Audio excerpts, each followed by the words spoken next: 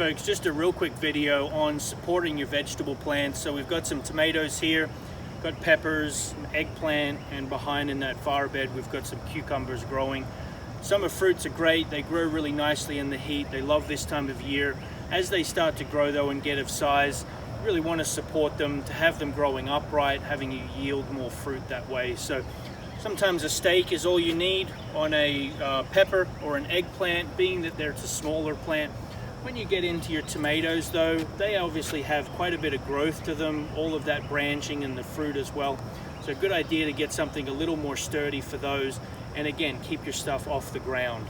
With the trellis behind me there, doesn't have to be that elaborate, sticks and some twine to kind of keep it up and give it something to kind of cover, and again, keep that fruit off the ground and nice and tasty for you. So hopefully that helps, and as always here at the farm, we look forward to serving you.